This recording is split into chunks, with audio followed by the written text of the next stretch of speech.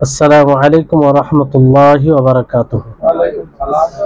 إن الحمد لله نحمده ونستعينه ونستغفره ونعوذ بالله من شرور أنفسنا وسيئات أعمالنا. من يهده الله فلا مضل له ومن يضلله فلا هادي له. وأشهد أن لا إله إلا الله وحده لا شريك له وأشهد أن محمدا عبده ورسوله. أما بعد، فأعوذ بالله من الشيطان الرجيم. والسابقون الأولون من المهاجرين والأنصار والذين اتبعوهم بإحسان رضي الله عنهم ورضوا عنه وأعد لهم جنات تجري تحتها الأنهار خالدين فيها أبدا ذلك الفوز العظيم. رب اشرح لي صدري ويسر لي أمري واحلل عقدة من لساني يفقهوا قولي. رب زدني علما رب زدني علما. সম্মানিত আজকের ক্লাসে উপস্থিত দিনপ্রেমী ভাই সকল, সমস্ত প্রশংসা গুণগান সেই মহান আল্লাহ তাবারক ওয়া তাআলা নিমিত্তে, যিনি আমাদেরকে ইসলাম ঘরে জন্ম দিয়েছেন, সৃষ্টি করেছেন, আর যিনি আমাদের সকলকে সৃষ্টি করেছেন এবং ইসলাম যে সবচেয়ে বড় নেয়ামত, সেই নেয়ামতটি আমাদেরকে দান করেছেন এবং সেই নেয়ামতকে সুস্পষ্ট করার জন্য আল্লাহ তাবারক ওয়া তাআলা আমাদের শেষ নবী ও রাসূল মুহাম্মদ সাল্লাল্লাহু আলাইহি সাল্লামকে চয়ন করেছেন। ফলে আমরা তার ইসলামকে, বিধানকে বুঝতে সক্ষম হয়েছি। তাই আমরা সকলে তার প্রশংসা করি, বলি আলহামদুলিল্লাহ। তারপরে আমাদের সকলের প্রাণপ্রিয় নবী করিম মুহাম্মদ মুস্তাফা সাল্লাল্লাহু আলাইহি ওয়াসাল্লাম, ওনার উপর অসংখ্য শান্তির ধারা বর্ষিত হোক, যিনি এই ইসলামকে আমাদের নিকটে পৌঁছানোর জন্য খুব কষ্ট করেছেন, কুরবানি দিয়েছেন, নিজেকে বিসর্জন দিয়েছেন। তাই আমরা সকলে তার উপরে দরুদ পাঠ করি, আল্লাহুম্মা সাল্লি আলাইহি আল্লাহুম্মা বারিক আলাইহি।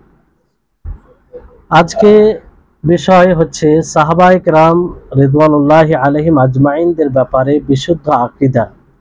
তাদের ব্যাপারে আমাদের কি আকীদা, কি ধারণা হওয়া উচিত, এই নিয়ে আলোচনাটি এই জন্য গুরুত্বপূর্ণ, কারণ আমাদের সমাজে দেখবেন এক প্রকারের লোক আছে যারা সাহাবীদের ব্যাপারে সঠিক ধারণা রাখে না এবং সাহাবীদের ব্যাপারে কুমন্তব্য করে।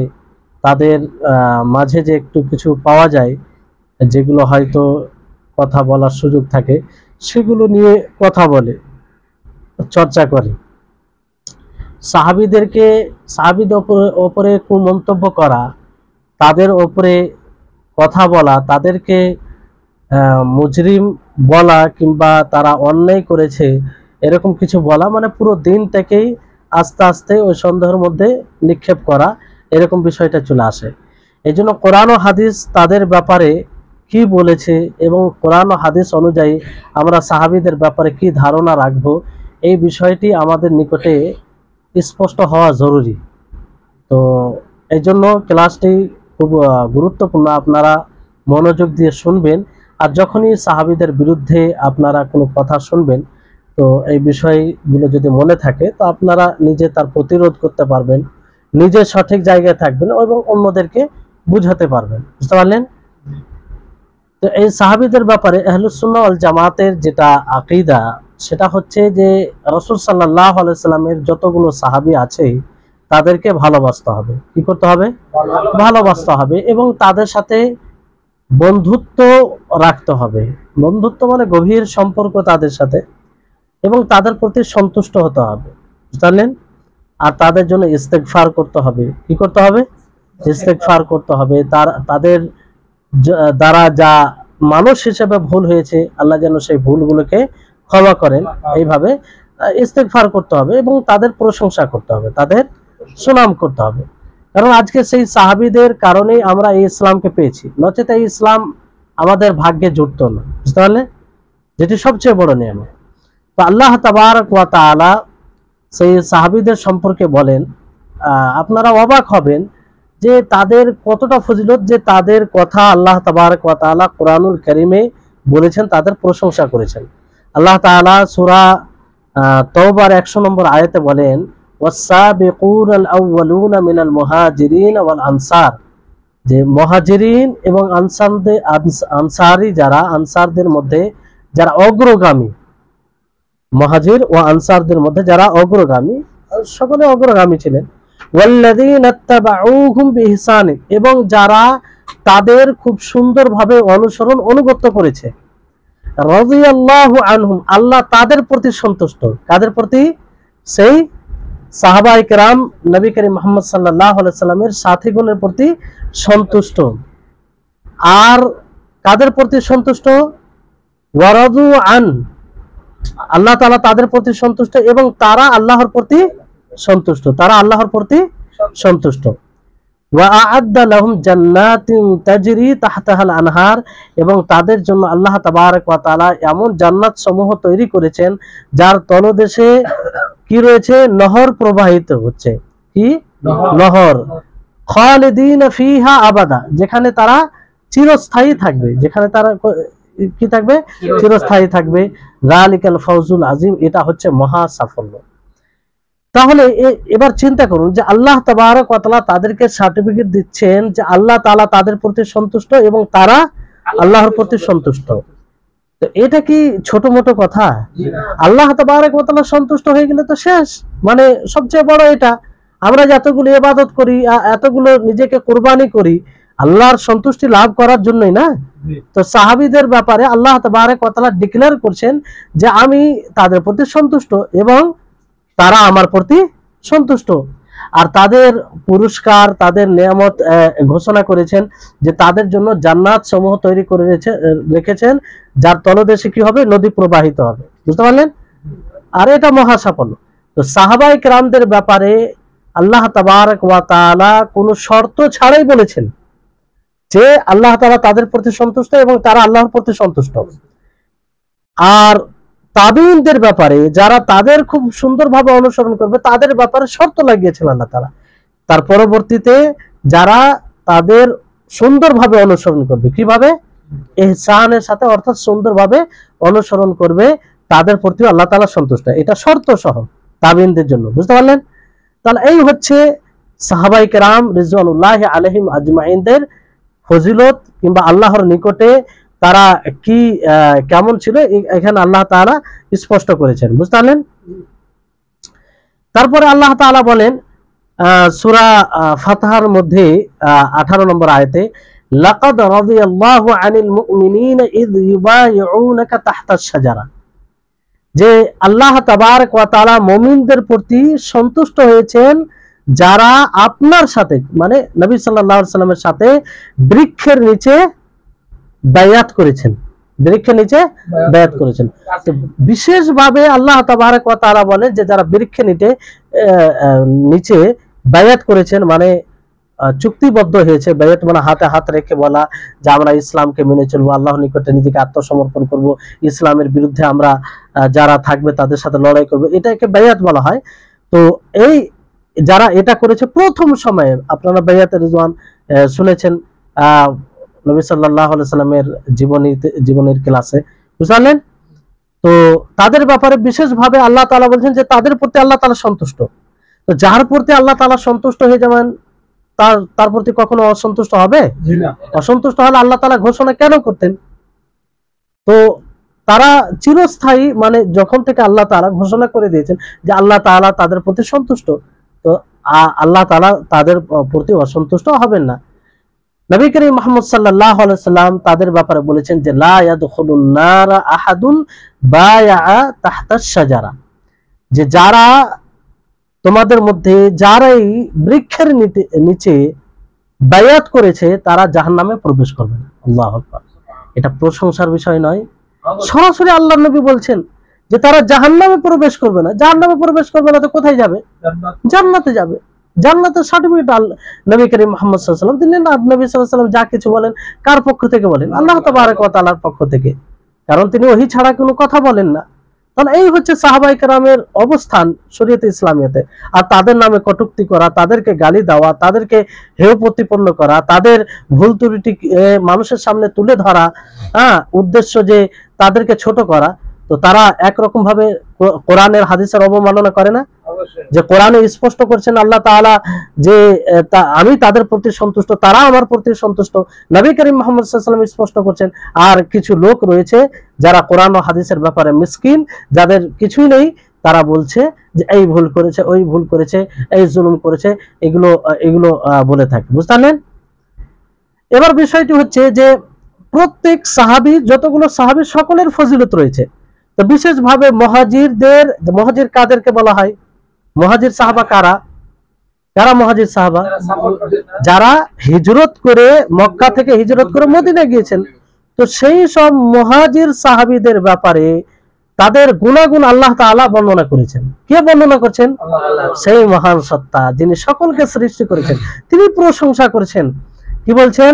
সূরা হাশরের 8 নম্বর আয়াতে, লিল ফুকারাইল মুহাজিরিন আল্লাযীনা উখরিজু মিন দিয়ারিহিম ওয়া আমওয়ালিহিম ইয়াবতাগুনা ফাযলাম মিনাল্লাহি ওয়া রিদওয়ানা ওয়া ইয়ানসুরুনাল্লাহা ওয়া রাসূলাহু উলাইকা হুমুস সাদিকুন।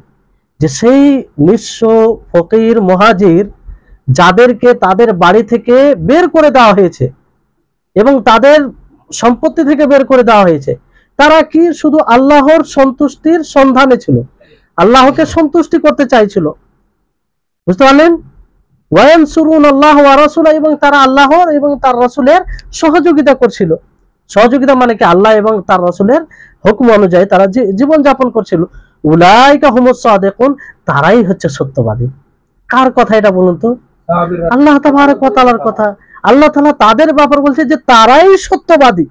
তো আল্লাহ তাবারক ওয়া তাআলার এই প্রশংসা, তাদের এই সত্যায়ন, আল্লাহ তাআলা যে বললেন যে তারাই সত্যবাদী, এটা কি কম বড় বিষয়? ছোট বড় বিষয় এটা? তো এই হচ্ছে মুহাজির সাহাবীদের অবস্থান ইসলামে, তাদের ফজিলত। এটাই আয়াত যথেষ্ট। তো ওই আয়াতই যেখানে আম ভাবে বলা হয়েছে যে আল্লাহ তাআলা তাদের প্রতি সন্তুষ্ট এবং তারা আল্লাহর প্রতি সন্তুষ্ট, এই আয়াতটি, এই একটি বাক্যই যথেষ্ট তাদের ফজিলতের জন্য। তারপরে কারো কোনো অধিকার থাকে না যে তাদের ব্যাপারে কটূক্তি করা। যে মহান সত্তা সৃষ্টি করেছেন, যে মহান সত্তা তার ইবাদত উপাসনার জন্য সৃষ্টি করেছেন, সেই বলছেন যে আমি তাদের প্রতি সন্তুষ্ট, তারা আমার প্রতি সন্তুষ্ট। এরপরে কারো কিছু বলার অধিকার আছে তাদের ব্যাপারে? তো এই হচ্ছে। তারপর আনসারী সাহাবীদের ফজিলত শুনুন। আনসারী কারা? আনসারী সাহাবী বলতে কারা? যারা মদিনায় অবস্থান করেছিল, মদিনায় আগে থেকেই ছিল, তাদের ব্যাপারে আল্লাহ তাআলা কি বলছেন? যে ওয়াল্লাযীনা তাবাওয়াউদ দারা ওয়াল ঈমানা মিন ক্বাবলিহিম ইউহিব্বুনা মান হাজারা ইলাইহিম ওয়া লা ইয়াজিদুনা ফি সুদুরিহিম হাজাতাম মিম্মা উতু ওয়া ইউসিরুনা আলা আনফুসিহিম ওয়ালাউ কানা বিহিম খাসাসা ওয়া মান ইউকা শুহা নাফসিহি ফাউলাইকা হুমুল মুফলিহুন। আল্লাহ তাবারক ওয়া তাআলা কিভাবে প্রশংসা করছেন তাদের দেখেন। যে যারা মদিনাকে নিজের আবাস মানে থাকার জায়গা বলে গ্রহণ করেছিল, থাকার জায়গা হিসাবে, আর ঈমান এনেছিল তাদের পূর্বেই, মুহাজিরদের সেখানে যাওয়ার পূর্বেই, আর তারা মুহাজিরদেরকে ভালোবাসত। মক্কার লোকেরা, মুসলিমরা যে হিজরত করে মদিনায় গিয়েছিল, তাদেরকে ভালোবাসত কারা? আনসারী সাহাবীরা। আর হৃদয়ে কোনো প্রকারের ঈর্ষা রাখতো না, হিংসা ছিল না তাদের মধ্যে। বুঝতে পারলেন?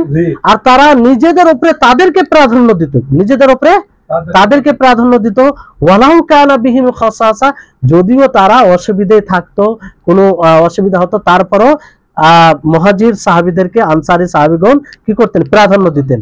ওয়া মা ইউকা শুহা নাফসি, আর যাদেরকে তাদের নফসের, তাদের নিজের কার্পণ্য থেকে বাঁচিয়ে রেখেছেন, তারাই সফলকাম। তো এখানে দেখেন যে আনসারী সাহাবী কেমন ছিলেন, যে মুহাজির সাহাবীদেরকে ভালোবাসতেন। কে বলছেন? আল্লাহ তাআলা।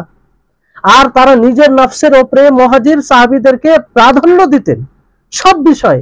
আপনারা শুনেছেন সিরাতুন নবীর ক্লাসে, নবী সাল্লাল্লাহু আলাইহি ওয়াসাল্লামের জীবনীর ক্লাসে, যে আনসারী সাহাবীরা কি বলেছিল? যে আমার যতগুলো সম্পদ আছে বন্টন করে দিন। কেউ বলেছিল আমার স্ত্রী 4টা আছে কিংবা 2টো আছে, আমি তালাক দিয়ে দিচ্ছি, তার যেটা পছন্দ হবে আমি তালাক দিয়ে দেবো, সে তাকে বিবাহ করেন। কি ত্যাগ শিকার ছিল, যেটা আল্লাহ তাবারক ওয়া তাআলা তাদের প্রশংসা করেন। এই ছিল সাহাবায়ে কেরাম, আনসারী সাহাবীগণ, আর তাদের ব্যাপারে কটূক্তি করা। তারপর আল্লাহ তাআলা তাদের পরে যারা মুমিন হবে, তাবেঈন, কিংবা সাহাবাদের যারা অনুসরণ করবে সুন্দরভাবে, তাদের ব্যাপারে আল্লাহ তাআলা বলেন যে ওয়াল্লাযীনা জাউ মিন বা'দিহিম ইয়াকুলুনা রাব্বানা ইগফির লানা ওয়া লিইখওয়ানিনা আল্লাযীনা সাবাকুনা বিল ঈমান ওয়া লা তাজআল ফী কুলুবিনা গিল্লাল লিল্লাযীনা আমানু রাব্বানা ইন্নাকা রাউফুর রহিম।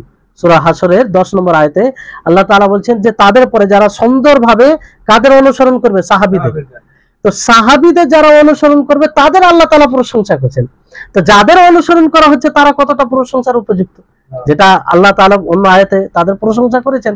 তো আল্লাহ তাআলা বলছেন যারা তাদের পরে এসেছে, মানে সাহাবীদের পরবর্তীতে এসেছে, তারা বলে কি বলে? আল্লাহর কাছে দোয়া করে রব্বানা গফির লানা, যে হে আমাদের প্রতিপালক, হে আমাদের রব, তুমি আমাদেরকে ক্ষমা করো। ওয়া লিইখওয়ানিনা আল্লাযীনা সাবাকুনা, আর আমাদের সেই ভাইদেরকে ক্ষমা করো যারা ঈমানের দিক দিয়ে অগ্রগামী, যারা ঈমানে অগ্রগামী। ওয়া লা তাজআল ফী কুলুবিনা গিল্লাল লিল্লাযীনা আমানু, আর আমাদের হৃদয়ে যারা ঈমান এনেছে তাদের ব্যাপারে কোনো প্রকারের শত্রুতা বিদ্বেষ রাখো না। তারপরে রব্বানা ইন্নাকা রাউফুর রহিম, হে আমাদের প্রতিপালক তুমি ক্ষমাশীল, তুমি দয়াশীল। তাহলে তাবিঈনদের যারা তাদের সুন্দরভাবে অনুসরণ করে তাদেরও প্রশংসা আল্লাহ তাআলা করছেন, বুঝতে পারলেন? তারপরে মুহাম্মদ সাল্লাল্লাহু আলাইহি সাল্লামের যত সাহাবী ছিলেন সবাই এক অপরের সহনশীল ছিলেন, এক অপরের প্রতি দেখাশোনা কিংবা কোনো অসুবিধায় মানে তারা সাথ দিতেন। যেমন আল্লাহ তাআলা সূরা ফাতহাতে বলেন যে মুহাম্মাদুর রাসূলুল্লাহ ওয়াল্লাযীনা মাআহু আশিদ্দাউ আলাল কুফার রাহমাউ বাইনাহুম, যে মুহাম্মদ সাল্লাল্লাহু আলাইহি সাল্লাম আল্লাহর রাসূল, মুহাম্মদ সাল্লাল্লাহু আলাইহি সাল্লাম আল্লাহর রাসূল, আর যারা ঈমান এনেছে যারা তার সাথে আছে, কার সাথে? মুহাম্মদ সাল্লাল্লাহু আলাইহি সাল্লামের সাথে, তারা কাফিরদের প্রতি কঠোর, কাফিরদের প্রতি কঠোর। কঠোর কোন দিক দিয়ে? দ্বীনের দিক দিয়ে। দ্বীনের বিষয়ে কোনো এতে তারা আপোষ করতে না। আজকে যেমন আমাদের ঈমান দুর্বল হওয়ার কারণে যে কোনো বিষয়ে আপোষ করে ফেলি না, যে কোনো বিষয়ে হুট করে বলি যে ঠিক আছে চলবে, অথচ ইসলাম সেটা সমর্থন করে না। তারা এইভাবে এগুলো কোনো আপোষ দেখাতো না, এতটা কঠোর ছিল। তাদের উপর অন্যায় অত্যাচার করতো তা নয়। এই আয়াতের ভুল ব্যাখ্যা এটা বুঝলে হবে না। তারপরে আল্লাহ তাআলা বলছেন তাদের ব্যাপারে, এইগুলো কথা আল্লাহ তাবারক ওয়া তাআলার কথা, কাদের ব্যাপারে? সেই সাহাবীদের ব্যাপারে। রুহামাউ বাইনহুম, তারা আপোষে সহনশীল ছিল, এক অপরের প্রতি তারা দয়া করত, সহানুভূতিশীল ছিল। আল্লাহর নবীকে বলছেন যে আপনি তাদেরকে রুকু অবস্থায়, সাজদারত অবস্থায় আল্লাহ তাবারক ওয়া তাআলার সন্তুষ্টি সন্ধানে তাদেরকে আপনি দেখবেন। কি সুন্দর প্রশংসা না আল্লাহ তাআলা, যে আল্লাহ তাআলা বলছেন তাদেরকে আপনি রুকু অবস্থায় দেখবেন, সাজদারত অবস্থায় দেখবেন, আর তারা আল্লাহর সন্তুষ্টি সন্ধানে থাকবে। তাদের আলামত হবে, তাদের চিহ্ন হবে, তাদের চেহারায় সাজদার চিহ্ন থাকবে। সাজদা করার চিহ্ন বলতে এরকম এই যে যার চেহারায় চিহ্ন থাকবে সে অথচ এতটা সাজদা করবে যে সেটা মুমিন হিসাবে বোঝা যাবে। তো বিষয়টি হচ্ছে, আর এই সিফাত, এই গুণাগুণ আল্লাহ তাবারক ওয়া তাআলা তাদের ব্যাপারে তাওরাতও স্পষ্ট করেছেন এবং ইনজিলও স্পষ্ট করেছেন। শেষে আল্লাহ তাআলা বলেছেন যে এই সব যারা ঈমান আনে, সৎকর্ম করে, তাদের জন্য মাগফিরাত রয়েছে এবং বড় পুরস্কার রয়েছে। তাহলে দেখুন যে আল্লাহ তাবারক ওয়া তাআলা তাদের কিভাবে প্রশংসা করেছেন। তো তাদের ব্যাপারে আমাদের ধারণা কি হওয়া উচিত? তাদেরকে ভালোবাসা উচিত, এবং তারা আল্লাহর নিকটে প্রিয়, তারা আল্লাহর প্রতি সন্তুষ্ট হয়েছিল। ইমাম মালিক রাহিমাহুল্লাহ তিনি বলেন যে মান আসবাহা মিনান নাস ফি কলবিহি গায়দুন আলা আহাদিন মিন আসহাবি রাসূলিল্লাহ সাল্লাল্লাহু আলাইহি ওয়াসাল্লাম ফাকাদ আসাবাতুল আয়া, যে তোমাদের মানুষের মাঝে যে লোকের হৃদয়ে, ভালো করে শুনবেন কথাটা, ইমাম মালিক রাহিমাহুল্লাহ তিনি বলছেন যে মানুষের মাঝে যে মানুষের হৃদয়ে সাহাবীদের মধ্যে কারো ব্যাপারে কঠোরতা থাকবে, সাহাবীদের মধ্যে কারো ব্যাপারে কঠোরতা থাকবে, রাসূল সাল্লাল্লাহু আলাইহি সাল্লামের সাথীগণের মধ্যে কারো ব্যাপারে কঠোরতা থাকবে, তাকে তার উপরে এই আয়াতটি প্রযোজ্য হবে, অর্থাৎ এই আয়াতটি তাকে দেখা উচিত। আল্লাহ তাআলা কি বলছেন? ওয়াল্লাযীনা আমানু, যারা ঈমান এনেছে, ওয়া হাজারু, হিজরত করেছে, ওয়া জাহাদু ফি সাবিলিল্লাহি, এবং আল্লাহর পথে সংগ্রাম করেছে, জিহাদ করেছে, ওয়াল্লাযীনা আও, আর যারা কি করেছে? আশ্রয় দিয়েছে, ওয়া নাসারু, সহযোগিতা করেছে, উলাইকা হুমুল মুমিনুনা হাক্কা, এরাই হচ্ছে প্রকৃত মুমিন, লাহুম মাগফিরাতু ওয়া রিজকুন কারীম, তাদের জন্য মাগফিরাত রয়েছে আর সম্মানিত রিজক রয়েছে। তাহলে এই আয়াত তাদেরকে তো দেখা উচিত, তারা যে সাহাবীদের ব্যাপারে কঠোরতা অবলম্বন করে। আল্লাহ তাআলা বলছেন যে তারা হিজরত করেছে, ঈমান করেছে, সবকিছু করেছে এবং তাদের জন্য মাগফিরাত রয়েছে, তাদের জন্য রুজি রয়েছে। আর এই আয়াতকে উপেক্ষা করে যদি তাদের উপরে কঠোরতা রাখে, তাহলে তার আয়াতের বিরুদ্ধে তার ধারণা সাহাবীদের ব্যাপারে যায় না। এই হচ্ছে। তারপরে একটি বিষয় মনে রাখতে হবে যে সাহাবীদের মধ্যে সবাই ফজিলতে বাড়াবর নয়, ফজিলতে তাদের তারতম্য আছে সাহাবীদের মধ্যে। আমরা সকল সাহাবীর ব্যাপারে এই ধারণা রাখবো, আকীদা রাখবো যে সকল সাহাবী আদিল, অর্থাৎ তারা সকলেই ভালো আর সকলের প্রতি আল্লাহ তাআলা সন্তুষ্ট আমভাবে। কারণ আল্লাহ তাবারক ওয়া তাআলা যে ঘোষণা করেছেন রাদিয়াল্লাহু আনহুম ওয়া রাদু আন, আল্লাহ তাআলা তাদের প্রতি সন্তুষ্ট, তারা আল্লাহর প্রতি সন্তুষ্ট। তো এখানে কাউকে আল্লাহ তাআলা আলাদা করেননি, আমভাবে সমস্ত সাহাবীদের ব্যাপারে আল্লাহ তাআলা বলেছেন, বুঝতে পারলেন? তো তাদের মধ্যে তারতম্য আছে, কেউ বেশি ফজিলতের অধিকারী, কেউ তার তুলনায় কম ফজিলতের অধিকারী, বুঝতে পারলেন? যেমন যারা মক্কা বিজয় হওয়ার পূর্বে খরচ করেছে, ইসলামের উপরে অবিচল ছিল, তাদের ফজিলত, আর যারা মক্কা বিজয়ের পরে করেছে তাদের ফজিলত, দুটোর মধ্যে পার্থক্য রয়েছে। আর সেই কথাটাই আল্লাহ তাবারক ওয়া তাআলা সূরা হাদীদের 10 নম্বর আয়াতে বলেন, লা ইয়াস্তাবি মিনকুম মান আনফাকা মিন ক্বাবলিল ফাতহি ওয়া ক্বাতালা উলাইকা আ'যামু দারাজাতিন মিনাল্লাযীনা আনফাকু মিন বা'দু ওয়া ক্বাতালু ওয়া কুল্লু ওয়া'আদাল্লাহুল হুসনা ওয়াল্লাহু বিমা তা'মালুনা খাবীর। এত স্পষ্ট এগুলো আয়াত, এরপরও যদি তাদের উপরে কুমন্তব্য করে, বলেন যে সে কোরআনের উপরে কি বিশ্বাস রেখেছে, কেমন বিশ্বাস তার, কেমন ঈমান তার, যে এমন সুস্পষ্ট ভাবে আল্লাহ তাআলা প্রশংসা করছেন তাদের। আল্লাহ তাআলা বলছেন যে তোমাদের মধ্যে যারা মক্কা বিজয়ের পূর্বে খরচ করেছে, কেতাল করেছে, তারা বেশি মর্যাদার অধিকারী কাদের তুলনায় যারা মক্কা বিজয়ের পরে খরচ করেছে এবং কেতাল করেছে। তবে এই উভয়ের জন্য আল্লাহ তাআলা কল্যাণের প্রতিজ্ঞা করেছেন। কিসের কল্যাণের?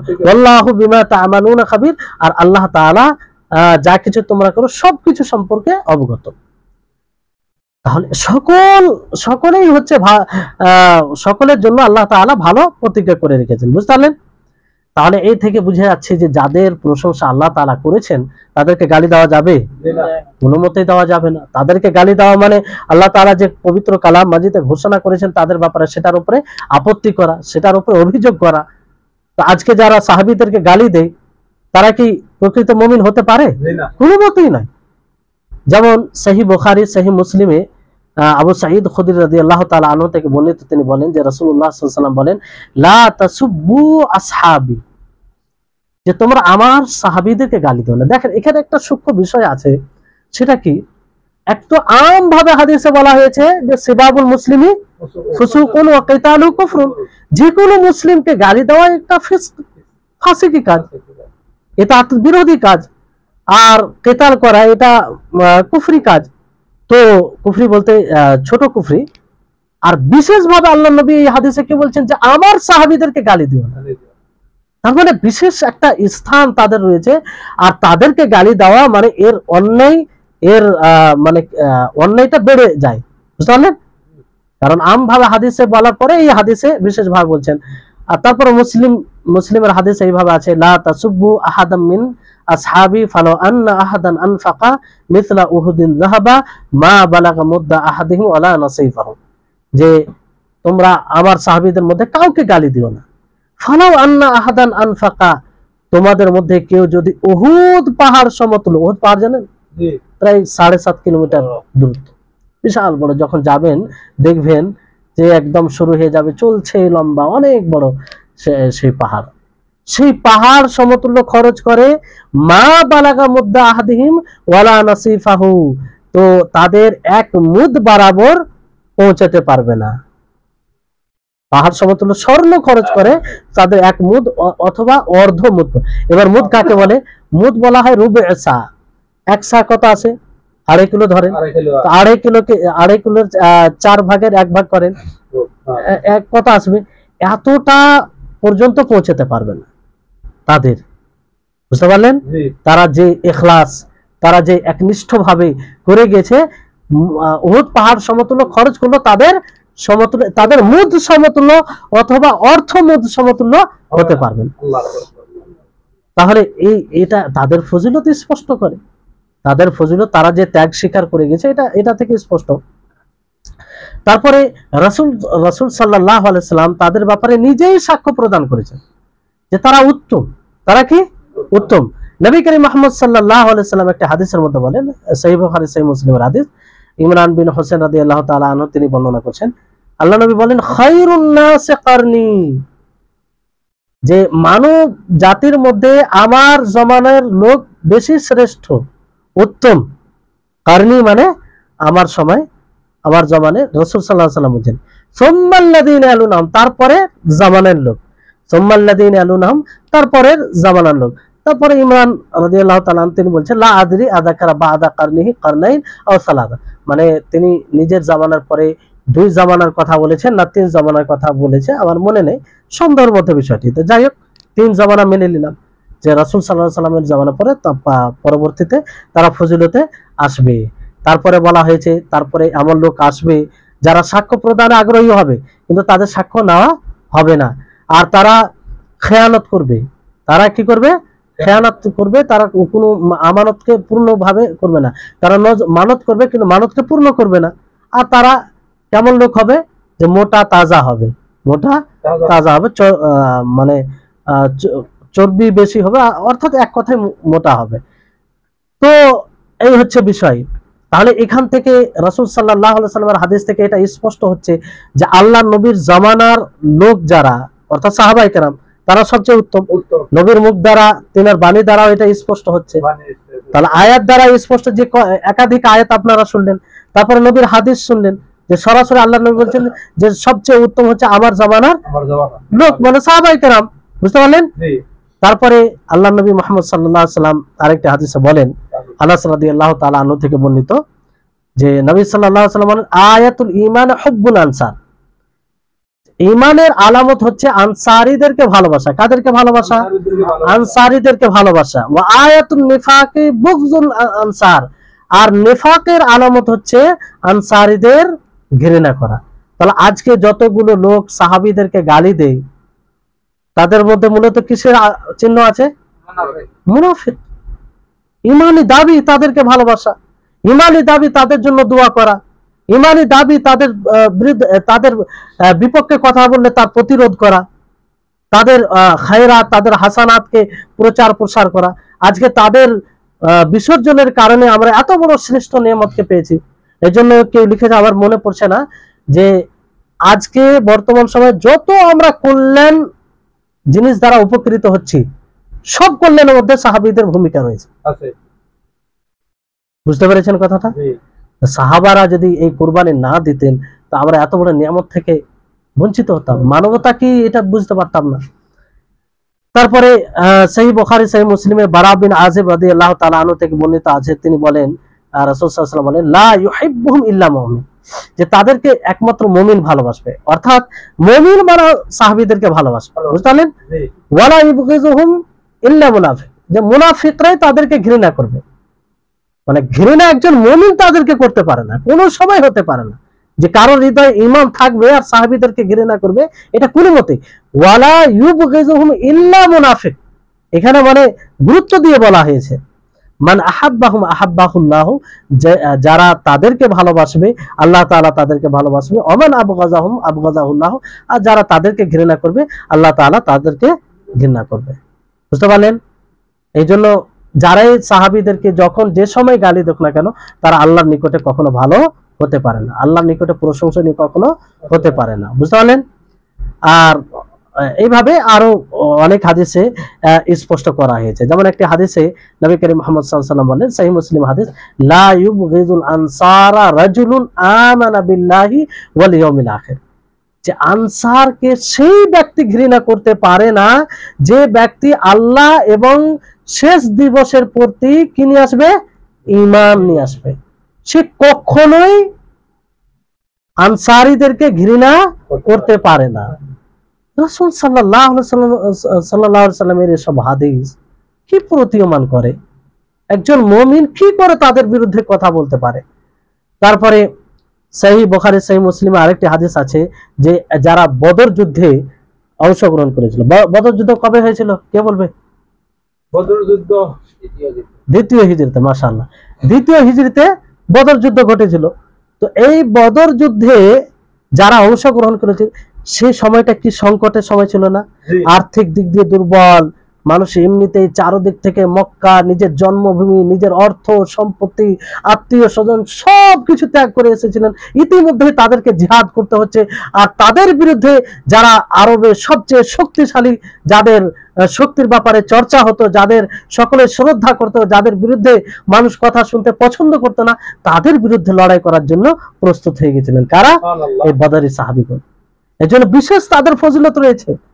সেদিন যদি তারা এইভাবে কুরবানি না দিত আজকে আমরা সেই ইসলামকে পেতাম না। তো তাদের ফজিলত বিষয়ে অনেক হাদিস রয়েছে, যেমন হাতিব বিন আবি বুলতা, নাম শুনেছেন?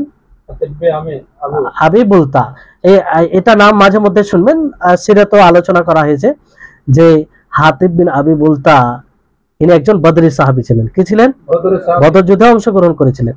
ইনি ফাতে মক্কা যে হয় তার পূর্বে যে নবী করিম মুহাম্মদ সাল্লাল্লাহু আলাইহি ওয়াসাল্লাম পরিকল্পনা করেছিলেন সেই কথাগুলো পৌঁছে দিয়েছিলেন মক্কার মুশরিকদেরকে কারাগারে, কারণ ওনার পরিবার ছিল।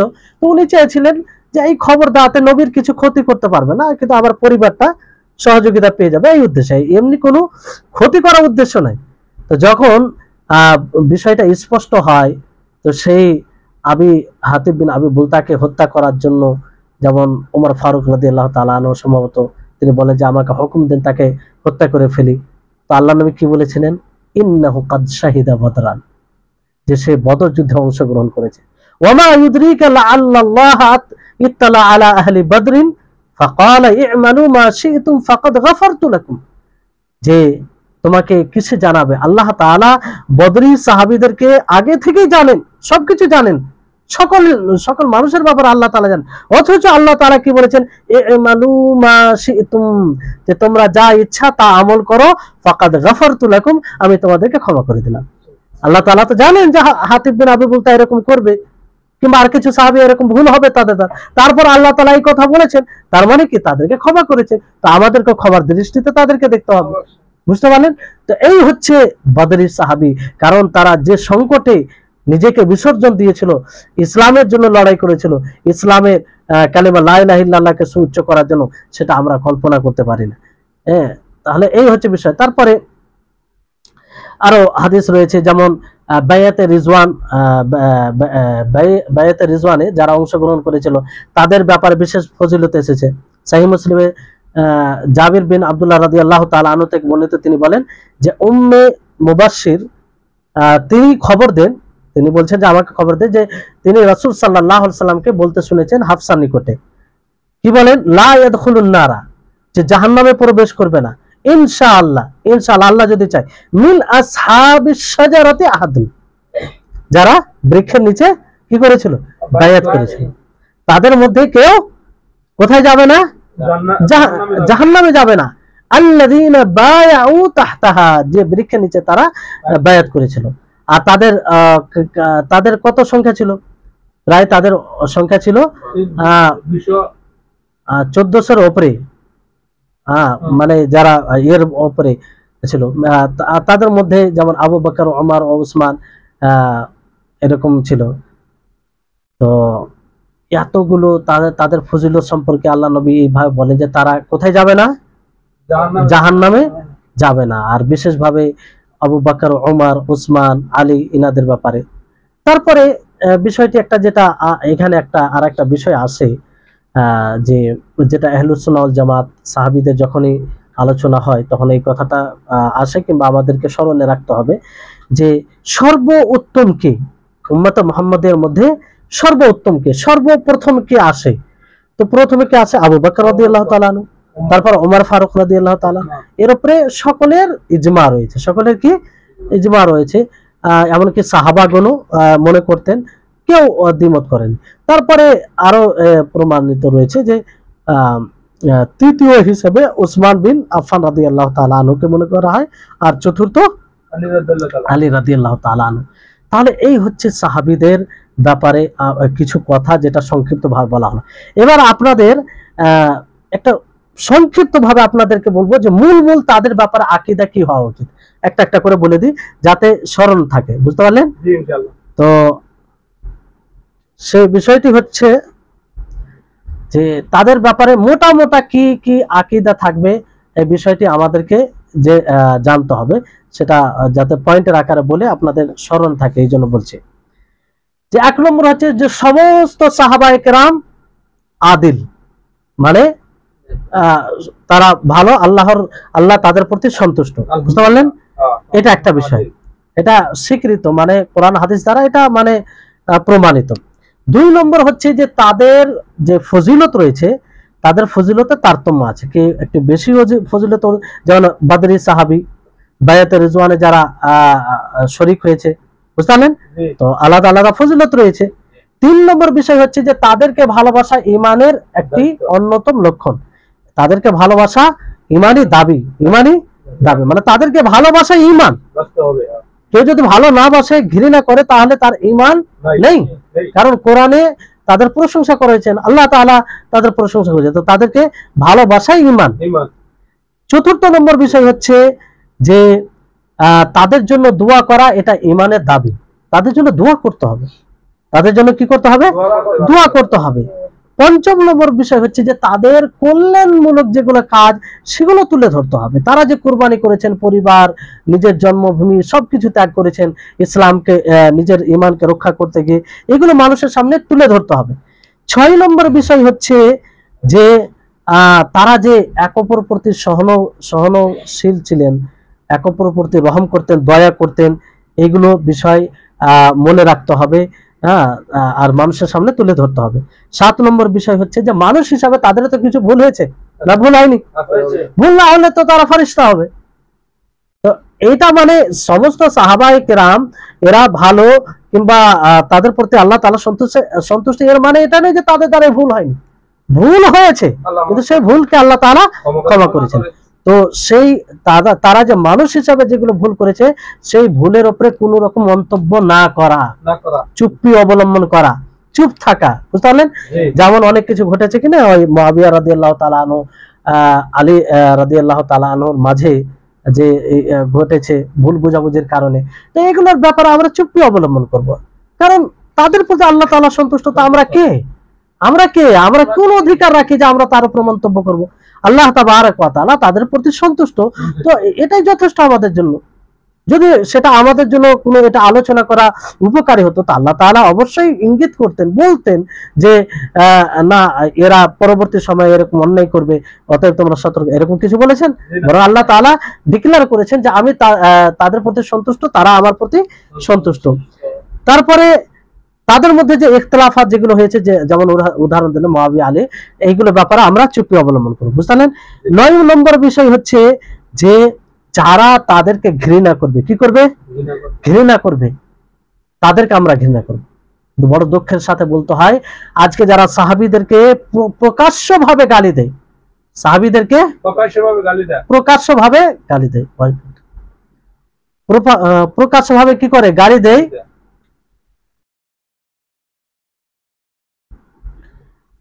যারা সাহাবীদেরকে প্রকাশ্যভাবে গালি দেয়, তাদেরকে আমরা ভালোবাসি, তাদের আমরা সমর্থন করি, তাদের আমরা কি করি? সমর্থন করি। তো এটা কি হবে?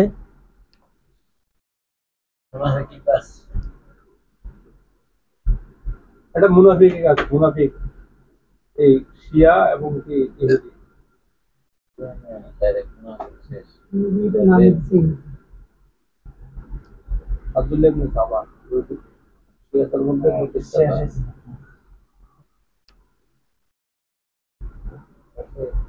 তো বিষয়টি হচ্ছে যে যারা সাহাবীদেরকে ঘৃণা করে, আমরা তাদেরকে ঘৃণা করব। যেমন আমরা জানি যে একটা রাষ্ট্র প্রকাশ্যভাবে সাহাবীদেরকে ঘৃণা করে, আপনারা সকলে জানেন, শিয়া, ইরান, যারা দেখবেন বেশিরভাগ সাহাবীদের, এমনকি তারা কালেমা শাহাদাত পাঠ করে, তো আবু বকর ও ওমর উপরে লানত মানে করে। তাহলে বিষয়টা ভেবে দেখুন, তো তো আমাদের এটা আকীদা থাকবে কিংবা আমরা ধারণা রাখবো যে যখনই তারা কেউ সাহাবীদেরকে গালি দেবে, কুমন্তব্য করবে, তখন তাদের ব্যাপারে আমরা তাদেরকে আমরা ঘৃণা করব। বুঝতে পারলেন? জি। তারপরে বিষয় হচ্ছে 10 নম্বর, যে তাদের যেটা মানহাজ, তাদের যেটা পদ্ধতি, সেই পদ্ধতির আমরা অনুসরণ করব। কি করব? সেই পদ্ধতির আমরা অনুসরণ করব। তাহলে এই হচ্ছে বিষয়, এগুলো আমরা খেয়াল রাখবো। এবার সংক্ষিপ্তভাবে, যেহেতু বিষয়টা মানে ছেড়ে দিলে পরবর্তীতে আলোচনা মানে বিষয়ের সাথে মানে হবে না। তো যেমন এই বিষয়ে কারা কারা বিরোধিতা করেছে? খাওয়ারিজরা অনেক সাহাবীকে কাফির মনে করেন। এই যে যখন ফায়সালার করার সালিসের ব্যাপার আসে, তখন সে সময় তারা এটাকে কি মনে করেছে? মানে অন্য কারো হুকুম মানতে গেলেই তাদের নিকটে সে কাফের হয়ে যায়, অথচ সেটা কোরআন হাদিস অনুযায়ী যদি হয় তাতে কোনো সমস্যা নেই। বুঝতে পারলেন? মুতাজিলা তারা মানে এই দিক দিয়ে বেঁকে গেছে। তারপর আরো কিছু রয়েছে রাওয়াফিজ, যেটা শিয়াদের মধ্যে পড়ে। তারা তো কিছু সাহাবীকে ছেড়ে, কিছু মানে হাতে গোনা যাবে 4-5 জন সাহাবীকে ছেড়ে, কিংবা আর কিছু বেশি হতে পারে, তাদেরকে ছেড়ে সকল সাহাবীকে তারা কি মনে করে? কাফের মনে করে, এবং তাদের উপরে লানত, তাদেরকে গালি দেয়। তো এদের আপনি কিভাবে রদ করবেন, কিভাবে উত্তর দিবেন, কয়েকটা বিষয় মনে রাখবেন। এক কথায় যেগুলো পূর্বে বলা হলো আর একবার বলে দিচ্ছি, সেটা হচ্ছে যে সমস্ত সাহাবা আল্লাহর নিকটে মানে আল্লাহ তাদের প্রশংসা করেছেন, আর তারা আদিল। বুঝতে পারলেন? তাহলে আর কিছু কোনো কারো কথা শোনার এখানে বিষয় নাই। তারা ভুল করেছে, সেটা তাদের ব্যাপার, আল্লাহ তাআলা সন্তুষ্ট হয়েছে, তা আমরাও সন্তুষ্ট। বুঝতে পারলেন? দ্বিতীয় বিষয় হচ্ছে যে তারা আদিল, তার মানে এটা নয় যে তাদের কোনো ভুল হবে না, ভুল হবে মানুষ হিসাবে। তো যে ভুলগুলো তাদের দ্বারা হয়েছে, সেটা আল্লাহ তাআলা তাদের কর্মের কারণে আল্লাহ তাআলা ক্ষমা করবেন। আল্লাহ তাআলা কি করবেন? ক্ষমা করবেন। বুঝতে পারলেন? তারপরে বিষয় যেটা মনে রাখতে হবে যে হ্যাঁ, সাহাবায়ে কেরামদের ব্যাপারে যে সব রিওয়ায়াত গুলো রয়েছে, 3 প্রকারের রিওয়ায়াত রয়েছে। কয় প্রকারের রিওয়ায়াত? 3 প্রকারের রিওয়ায়াত রয়েছে। একটা রিওয়ায়াত হচ্ছে মুহকাম রিওয়ায়াত, মানে স্পষ্ট রিওয়ায়াত। বুঝতে পারলেন? তো সেটাই হচ্ছে মূল কথা তাদের ব্যাপারে। আর এক প্রকারের রিওয়ায়াত হচ্ছে তাদের ব্যাপারে কথা হচ্ছে মুতাশাবিহ, অস্পষ্ট, যেমন সাহাবীদের ইখতিলাফ, এগুলো এই সব বিষয়গুলো। আর একগুলো কিছু রয়েছে যে ঝুট, মিথ্যা। তো যেগুলো মুতাশাবিহ রিওয়ায়াত, তাদের ব্যাপারে কথা, সেই কথাগুলোকে আমরা মুহকাম কথা দ্বারা বুঝবো, মানে যেগুলো স্পষ্ট কথা। বুঝতে পারলেন? আর যেগুলো ঝুট, মিথ্যা কথা, এগুলোকে আমরা প্রত্যাখ্যান করব। বুঝতে পারলেন? তাহলে এই নীতিগুলো যদি আমরা স্মরণে রাখি, তো যে ব্যক্তি আমাদের সামনে সাহাবীদের বিরুদ্ধে কথা বলুক না, তাকে আমরা চুপ করাতে পারবো, কিংবা আমাদের হৃদয়ে তাদের কথা স্থান কখনো নেবে না, কখনো হৃদয়ে স্থান নেবে না। বুঝতে পারলেন? তাহলে এই হচ্ছে সাহাবীদের ব্যাপারে সংক্ষিপ্ত ধারণা। এই ব্যাপারে আমাদের সজাগ হতে হবে, বিশেষ করে যখন মুহররম মাস আসে। বড় দুঃখের সাথে বলতে হয়, আমাদের মুসলিমদের মাঝেই অনেকের মুখ থেকে শুনতে পাবেন সাহাবীদের ব্যাপারে কটূক্তি করা। আমির মুআবিয়া রাদিয়াল্লাহু তাআলা আনহুর ব্যাপারে, যিনি একজন প্রখ্যাত সাহাবী ছিলেন, তার কিছু তিনি যে যখন বাদশাহ হন, তখন হয়তো ইখতিলাফ হয়েছে, দ্বিমত হয়েছে আলী রাদিয়াল্লাহু তাআলা আনহুর সাথে ভুল বুঝাবুঝির কারণে। তো সেগুলো বিষয় নিয়ে কথা বলতে গিয়ে অনেকেই সাহাবীদের ব্যাপারে কুমন্তব্য করে, গালি দেয়। তো এগুলো একদম অনুচিত, কোনো মুমিনের এটা কাজ নয়, কোনো মুমিনের এটা কাজ নয়। তো যাই হোক, আশা করি আপনারা সাহাবীদের ব্যাপারে মোটামুটি কিছু ধারণা সুস্পষ্ট হয়েছে। আমরা এই আকীদা পোষণ করব। আল্লাহ তাআলা যেন আমাদের সকলকে তৌফিক দেন। আর যারা এই সাহাবীদের ব্যাপারে কুমন্তব্য করে, আল্লাহ যেন তাদেরকে হেদায়েত দান করেন। আর যদি হেদায়েতে তারা উপযুক্ত না হয়, আল্লাহ তাআলা তাদেরকে ধ্বংস করেন। ওয়া আখির দাওয়ানা আলহামদুলিল্লাহি রাব্বিল আলামিন। আসসালামু আলাইকুম ওয়া রাহমাতুল্লাহি ওয়া বারাকাতুহু।